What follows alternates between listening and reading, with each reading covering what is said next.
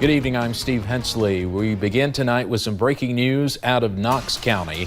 One person is dead after a crash in Barberville. It happened around 10 o'clock on US 25E. That's where officials say the person was hit and killed by a car. That person's name has not been released yet. US 25 is shut down and drivers are asked to avoid the area. We do have a reporter heading to the scene and we'll get you more details as soon as we can on WYMT.com. 40 years later, a family in Breathitt County says they are still fighting for justice. Carew Gene White, who murdered their grandparents and great uncle, was sentenced to death in 1980. His execution, though, has never been carried out. Now the Department of Public Advocacy is trying to remove White from death row and put him in prison without parole, claiming a mental disability. WYMT's Emily Bennett talked to the family, who say they are not going down without a fight. February 12, 1979, a day the family of Sam Chaney, Charles Gross, and Lula Gross will always remember. It seems like there's always just that little black cloud over. There's that reminder that, there's something missing. That was the day Mary Lou Harold's grandparents and great uncle were killed at their country store. So she sent my dad and my brother up there to check on them, and they went in and found that they had been brutally murdered. James Strong was just 8 years old when his great-grandparents were murdered, but that day will always be burned into his mind. Believe it or not, I can still remember a lot about it because something that as horrific as that was, it's hard to forget. I wish I could forget, but I can't. They still have piles of newspaper clippings telling the story of the day they want to forget. We were robbed of a lot of that because of him. The killer, Carew Gene White, was found guilty in 1980 and sentenced to death. 40 years later, White remains on death row. Now the Department of Public Advocacy is trying to have that sentence thrown out. They have been arguing for years that White is intellectually disabled, which by federal law means he cannot be executed. But the family says they're not buying that argument. We'll overturn his death sentence when he overturns my grandparents' death sentence. Looking to end a 40-year struggle. In Breathitt County, Emily Bennett, WYMT Mountain News. Now today, the family met with the lawyer from the Attorney General's office. The family invited us to that meeting, but the attorney would not allow us in the room. The family will meet with the attorney again on August 19th. Now, since the reinstatement of the death penalty back in 1976, only 3 people have been executed by the Commonwealth of Kentucky. It's been more than 10 years since the state's last execution. That's because a Kentucky Supreme Court judge issued a stay on all executions. In fact, just last month, a second ruling declared the state's death penalty protocol unconstitutional because it does not adequately protect people with intellectual disabilities. The Knox County Jail is almost completed, but the opening is slightly delayed. Knox County Judge Executive Mike Mitchell says the jail is waiting for a few parts for an air damper system before they can get clearance to open the jail. Jail officials say they are anxious to get into the new Knox County Detention Center, as the current jail is only suited for 35 inmates. Officials say they are having to use other jails to house county inmates, and the new jail will alleviate that problem. There's lots of times when we have, one Monday we had 140 something here, and we called 6 different jails, and everybody was filled up, and so nobody could help us by taking any inmates. Crews expect the jail to be completed by the end of September. Could be a while before 3 gas pipelines run again in Lincoln County. You may remember the deadly pipeline explosion that made national headlines last Thursday. 3 pipelines run parallel in that area. Investigators say it's possible the other 2 could have been damaged in the explosion. 1 person was killed and several were injured in the blast. Just consider it, what they've been through. It's tragic. They're going to have a lot of sleepless nights. They're going to have to live with it the rest of their lives. My heart goes out to them. I'll be honest, I wouldn't want to live there. The exact cause of the explosion is still under investigation. Meanwhile, the Lincoln County Fairgrounds will host a benefit concert for the victims of that gas line explosion. 5 homes were destroyed and 5 more were damaged. Proceeds from the concert will go to the families. Steve Dixon says he and a group of others wanted to do something to help. They came up with the idea last week, and the support has been incredible. A total variety. We have country, we have southern rock, blues rock, original acts, 80s cover bands, with the whole genre, the whole spectrum is being covered. The concert is set for Saturday, August 24th. Admission is $10 per person or $40 per car.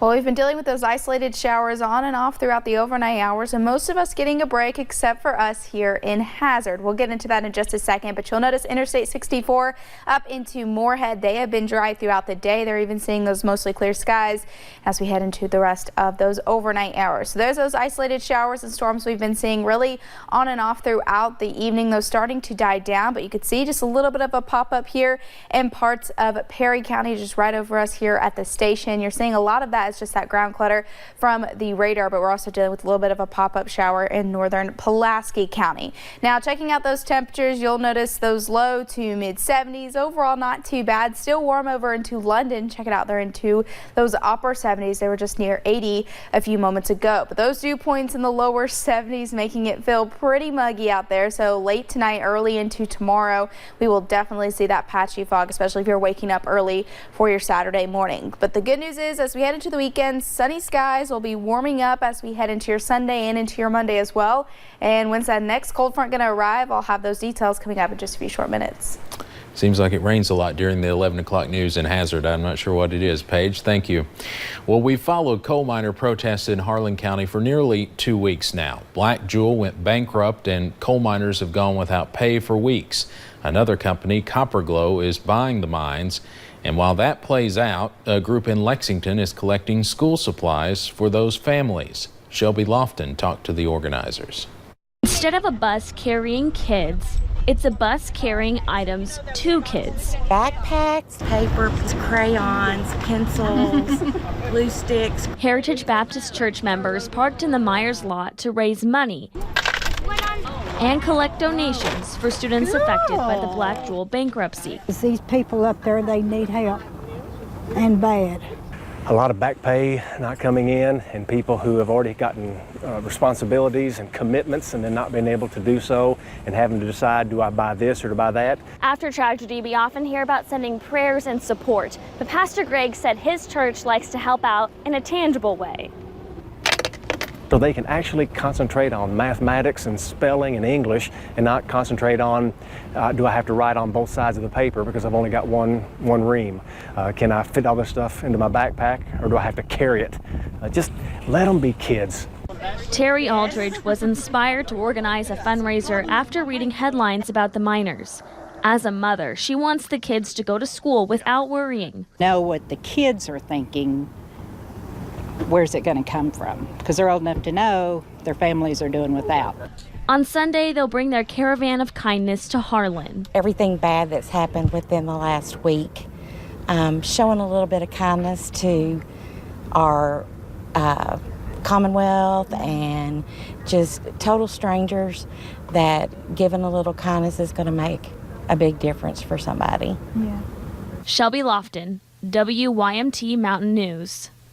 And if you happen to be in Lexington tomorrow, the Heritage Baptist Church bus will be parked in the Meyer parking lot in Hamburg from 9 a.m. till 7 p.m.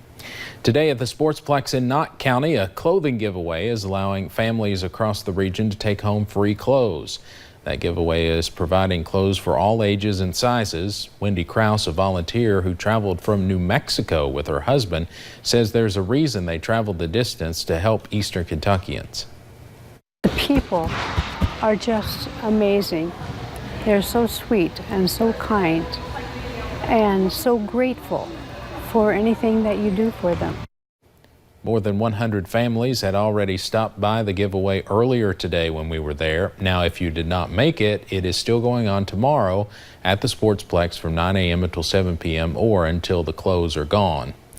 The National Patriot Tour made its way to Pike County today. Members of the Tri-Cities Hog chapter passed a traveling flag onto a new crew at Mineshaft Harley-Davidson in Pikeville.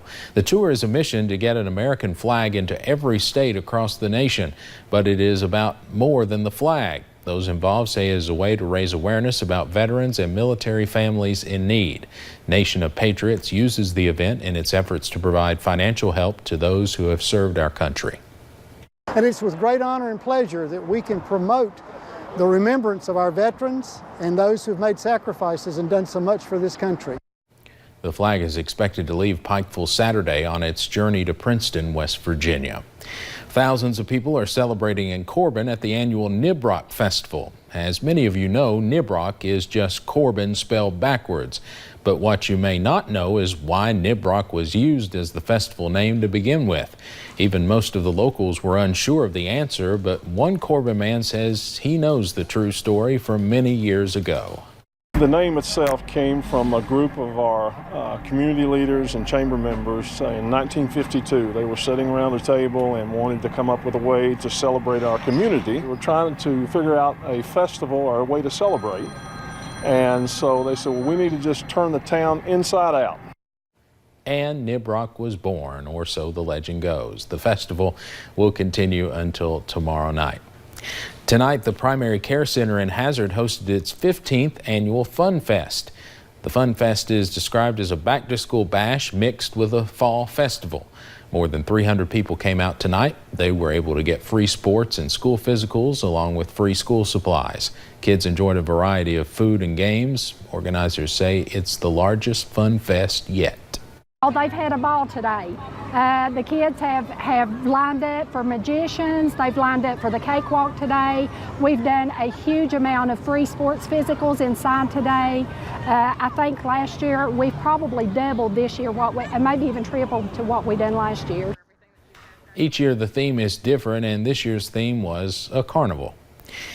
Dukes of Hazzard fans continue to celebrate the show's 40th anniversary. Thousands are expected in Page County, Virginia this weekend for the Good Old Boys Fest at the Shenandoah Speedway. The Speedway is about 12 miles from Cooters in Luray, a Dukes of Hazzard museum founded by Ben Jones, who starred as Cooter on the show. Business owners in the area are expecting lots of fans to drop by. We've upped our food order, and we have added personnel on call that are going to be on duty to feel the need. Most of the living cast members will be there to meet fans and sign autographs at the event. It will also include stunt shows and live music from Winona, Exile, Confederate Railroad, and others. Two men in Floyd County are working together, bringing knowledge from the mining industry into a new platform. Slope Master LLC is now working to help ease the landscaping workload for public workers. Founders W.C. Porter and Mark Halbert spent years working in their respective fields, creating and maintaining equipment for the coal mining industry. As the coal industry began changing, they say they had to diversify their plans so they could keep working. So they put their knowledge to use, coming together to create a remote-controlled lawnmower that they say is a game changer for public works crews across the region. So we're taking out the manpower factor and adding a machine and a safe environment. They've already had a few people show interest in the product and are working to build newer models based on the prototype. The two hope to get a shop in place soon, complete with a crew of workers that would help provide the demand they hope to see from across the region. There were more than just cars on the road today in one Harlan County community. A viewer spotted this black bear running through downtown Cumberland. Amy Bowling says she was riding in the passenger seat of a car when she spotted the bear and took out her phone. You can see the bear running past the Cumberland Post Office, across Main Street, and eventually they're going back into the woods.